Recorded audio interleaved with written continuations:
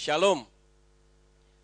Puji Tuhan saudara-saudara, pada malam hari ini saya akan menyampaikan firman yang saya beri judul Fenomena Nama Sesembahan. Namun sebelumnya nanti kita akan mendengarkan terlebih dahulu satu visi dan misi dari Bapak Pendeta Kolonel Kandidat Dr. Daniel Togar Maringan Sinaga, di mana beliau punya visi yang besar bersama dengan kami, dan sekaligus juga akan mengajak senior pastor Yusak Adi Siswantoro untuk berjumpa dengan RI1, dan kita akan melakukan banyak karya besar.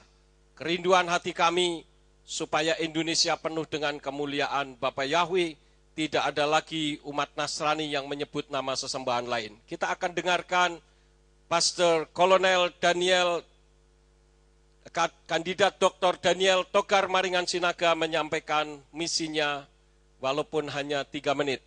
Silakan Pak. Shalom saudara. Bahwa negara yang besar ini kehadirannya harus dirasakan oleh setiap peri-peri di negara ini, ujung-ujung negara ini. Oleh karena itu, inilah sebabnya mengapa saya pakai pakaian Papua. Karena nanti tanggal 3, 4, 5, 6 Februari 2015, senior pastor di tempat ini dan hambanya Pak Yakub Nahwai, bukan, Yakub Sulistia. Saya sengaja mengatakan itu karena yang satu itu jadi di-delete dan ini yang maju. Nah, kami mohon doa karena visi ini besar sekali. Tujuan ini sangat dahsyat sekali. Kita harus sungguh-sungguh berubah. Bila makin banyak di Indonesia ini, setiap yang percaya kepada Yesus tidak menyebut lagi nama yang oleh karena kesalahan itu tertulis ALLAH itu, yang itu adalah terang dan jelas milik dari mereka yang punya Al-Quran.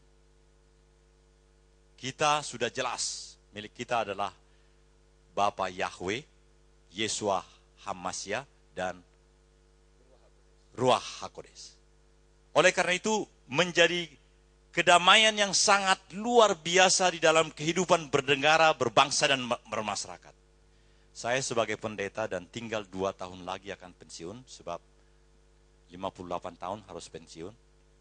Sebagai orang yang bertanggung jawab di bidang kewaspadaan nasional.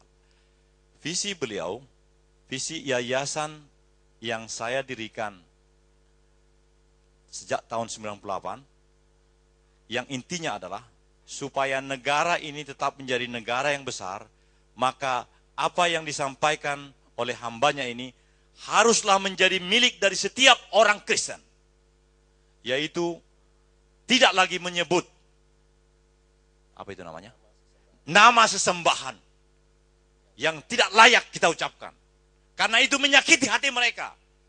Mereka adalah saudara kita yang tidak boleh secara tidak langsung menjadi skandalon, menjadi batu sandungan. Sudah saatnya kita hentikan itu. Oleh karena itu, terus-menerus yayasan ini dan visi ini, bahkan senior pastor di sini, mohon dukungan doa supaya 15 orang yang beraudiensi dengan Presiden Republik Indonesia yang ke-7 itu, setelah 2 minggu beliau dilantik, sekarang sudah ada pendekatan, dan senior pastor bersama yang lain, tokoh-tokoh nasional, akan menghadap beliau, dan seterusnya. Ide besar ini akan bila perlu disampaikan oleh mulut dari presiden kita yang baru itu. Dan kalau dia katakan, the president of Christian God is Yahweh, yes, itu akan luar biasa. Seluruh dunia akan merasakan getaran Roh Kudus yang kita pancarkan dari timur ini. Sehingga ideologi apapun di dunia ini akan dikalahkan oleh ideologi kita yang dahsyat itu. Apa ideologi kita itu? Ideologi Pancasila yang di dalamnya ada ide-ide yang saling menghormati. Dan hanya apabila kita memanfaatkan, mengimplementasikan, mewujudkan dalam kehidupan kita, bagaimana kita membuang segala norma-norma kesesembahan itu. Terima kasih, Pastor. Puji Tuhan, saudara-saudara, beri kemuliaan untuk Tuhan kita. Mari kita membuka bersama-sama di dalam kitab Hosea pasal yang ke-13 ayat yang ke-4.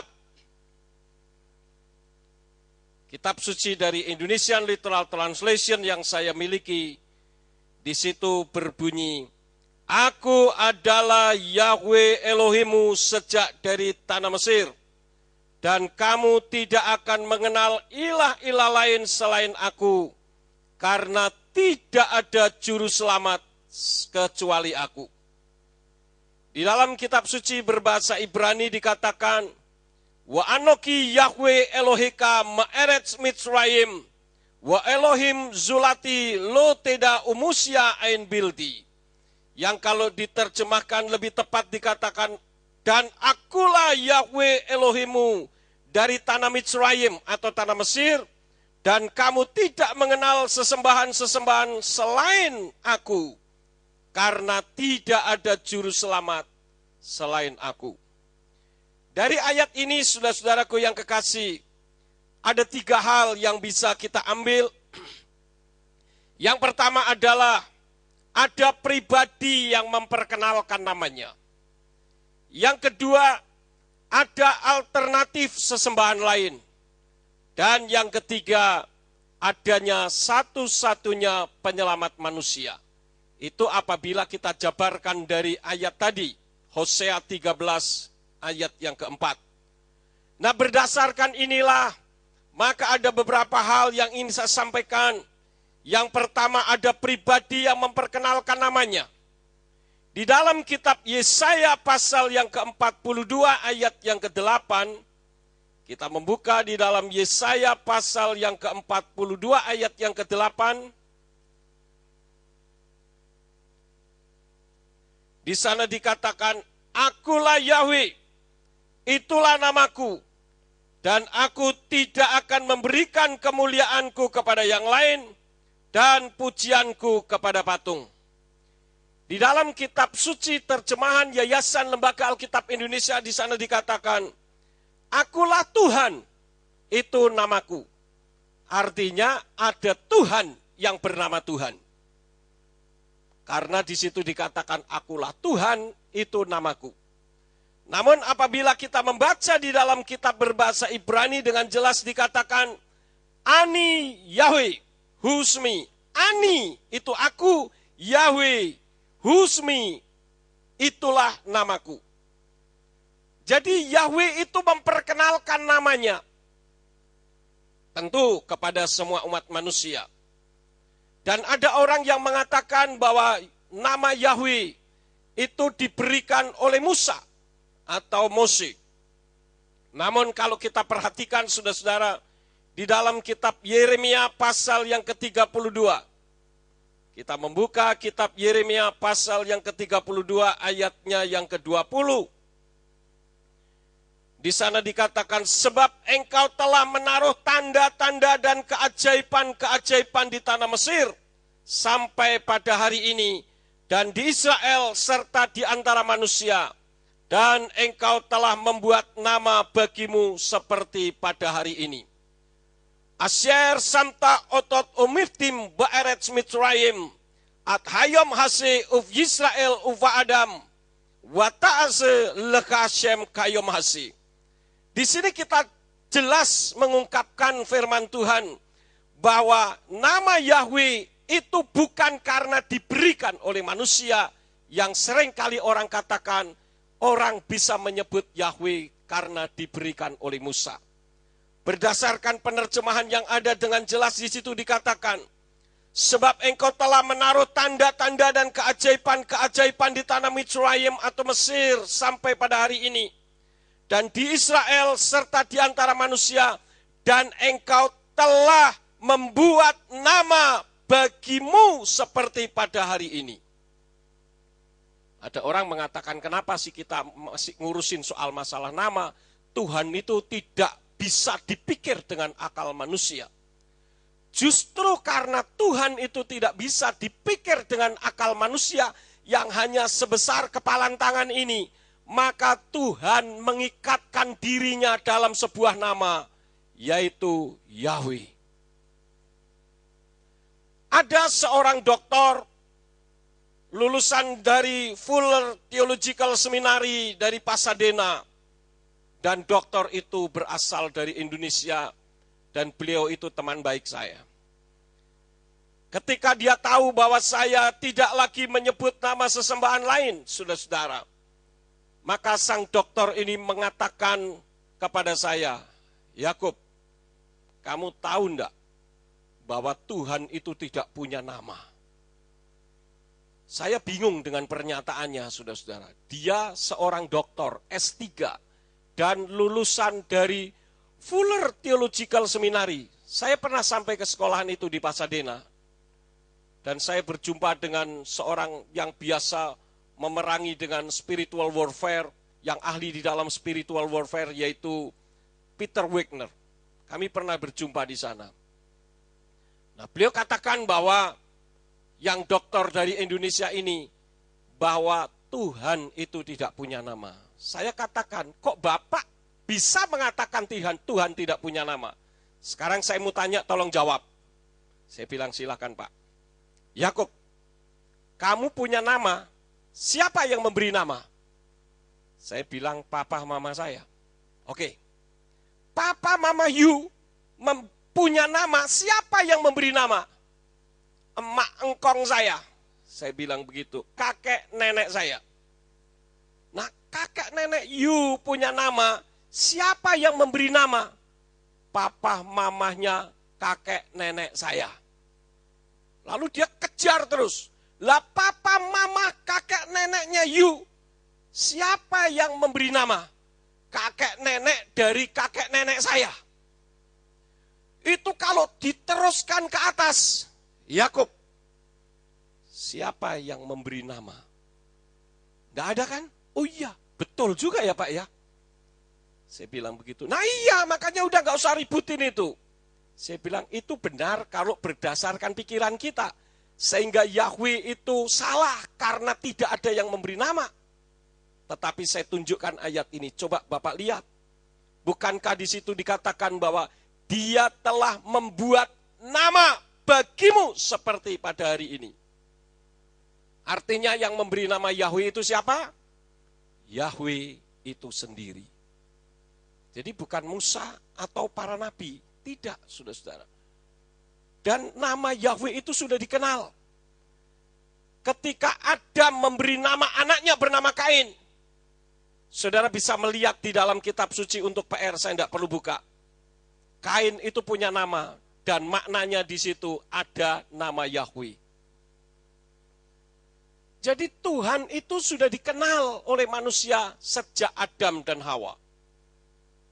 Itu adalah pemikiran dari seorang teolog. Nanti saudara akan tahu, ya kenapa? Dia kan seorang teolog S3 lagi, doktor, lulusan Amerika. Masa dia salah? Nggak mungkin dong.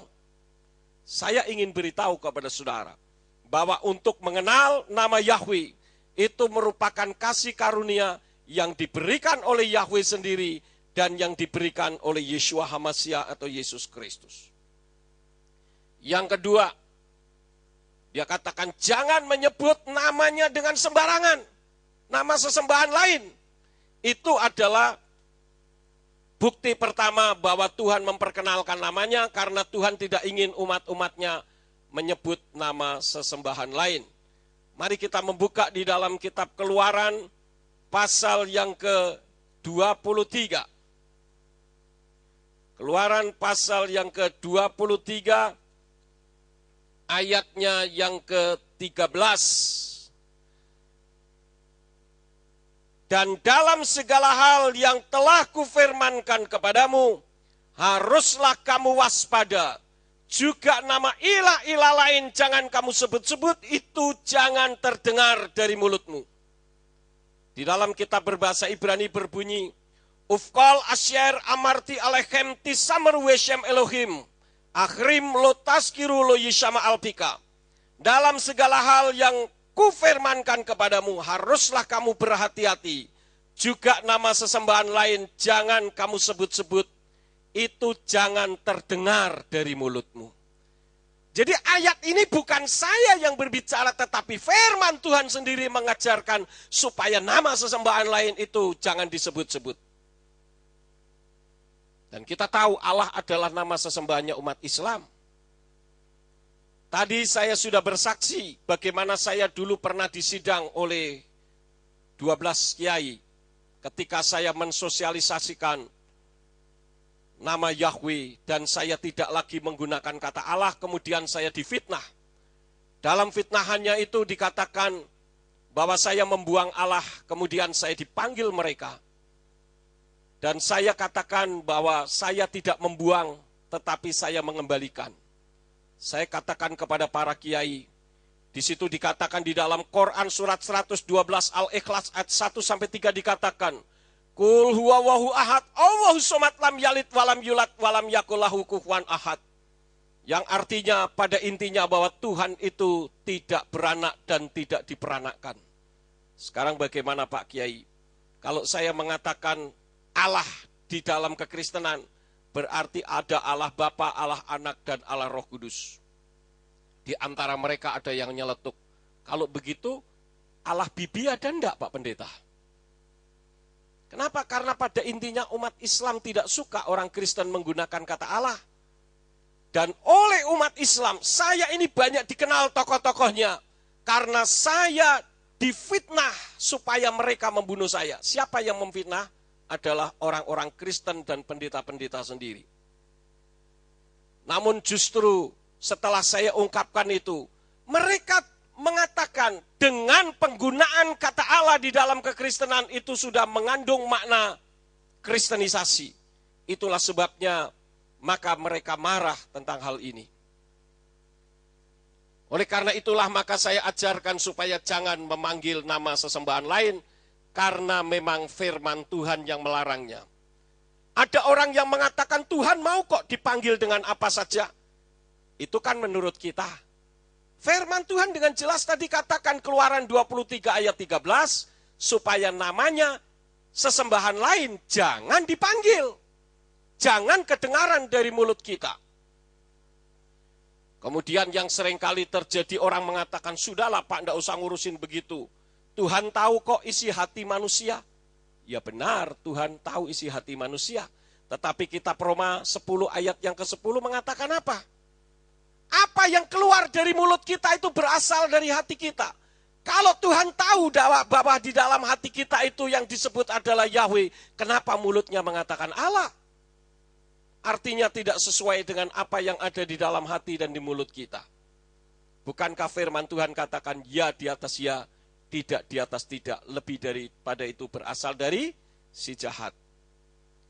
Kemudian yang seringkali diungkapkan adalah bagi saya yang penting Yesus. Saya katakan bagus. Saya juga mengaminkan dan saya juga mengatakan yang penting Yesus atau Yeshua HaMashiach. Tetapi pertanyaan saya adalah Yesus yang mana yang kau sembah? Kalau kita membaca di dalam kitab Matius pasal yang ke-22 ayat yang ke-37. Dengan jelas di sana di dalam kitab Afrita Kadasa dikatakan, wa yomer Yeshua elai wa hafta et Yahweh Elohika. Bekal lefafka, ufkal nafseka, ufkal madaika. Firman Yeshua kepadanya, kasihlah Yahweh Elohimu dengan segenap hatimu, segenap jiwamu, dan segenap akal budimu. Namun sangat disayangkan ayat ini terjemahnya sudah berubah oleh Yayasan Lembaga Alkitab Indonesia, sehingga orang tidak mengenal Yahweh, bahkan justru menolak Yahweh yang adalah Yeshua HaMashiach itu sendiri dalam wujud roh. Ini yang pertama, saudara-saudara. Jadi Tuhan memperkenalkan namanya. Yang kedua, tadi saya katakan ada alternatif sesembahan lain. Itu memang hak asasi manusia. Mau menyebut dan menyembah apa saja boleh dan sah-sah saja. Tetapi kita sebagai orang yang beriman harus punya prinsip. Prinsipnya seperti apa? Saya berpegang kepada prinsip yang tertulis dalam kitab Yosua pasal yang ke-24. Kita baca di dalam kitab Yosua pasal yang ke-24. Ayatnya yang ke-15. Yosua 24 ayat yang ke-15. Dan jika hal ini nampak jahat menurut pandanganmu untuk beribadah kepada Yahweh, hari ini pilihlah bagimu kepada siapa kamu akan beribadah. Apakah kepada ilah-ilah atau sesembahan-sesembahan yang leluhurmu beribadah di seberang sungai, atau kepada sesembahan-sesembahan orang Amori yang di dalam negerinya kamu tinggal. Tetapi mengenai aku dan seisi rumahku, kami akan beribadah kepada Yahweh. Di dalam kita berkumpul dengan teman-teman, mungkin di kota Makassar ini, saudara banyak disesat-sesatkan. Jangan masuk ke YHS, itu gereja sesat. No problem orang mengatakan sesat. Tapi kalau bersama Bapa Yahweh di dalam Yeshua HaMashiach, kita akan tersesatnya masuk ke sorga tempat di mana Yahweh ada. Tapi kalau kita menyembahnya kepada Allah, kita akan masuk ke sorganya Allah di mana kita akan mendapat 72 bidadari. Tinggal pilih, mau pilih bidadari atau milih sorga, tempat di mana Abraham, Ishak, dan Yakub ada di sana. Nah, inilah yang harus kita pegang, saudara-saudara. Nantinya akan terjadi pemulihan di seluruh dunia dan itu sudah ditulis di dalam kitab suci. Dan kalau saudara bisa menerima ini, karena saudara merupakan bagian yang sudah Tuhan tentukan untuk dipulihkan. Coba kita membuka di dalam kitab Zefanya pasal yang ketiga. Kitab Zefanya pasal yang ketiga ayat yang ke-9. Di situ dikatakan, tetapi sesudah itu, aku akan mengembalikan kepada bangsa-bangsa bibir yang dibersihkan, supaya mereka semua memanggil kepada nama Yahweh untuk melayaninya dengan bahu-membahu. Jadi ini sudah dinubuatkan, bahwa termasuk saudara pun nanti bibir kita akan bersih dan sekarang semua kita sudah bersih. Karena kita tidak lagi menyebut nama sesembahan lain. Itu hal yang kedua. Sekarang hal yang ketiga.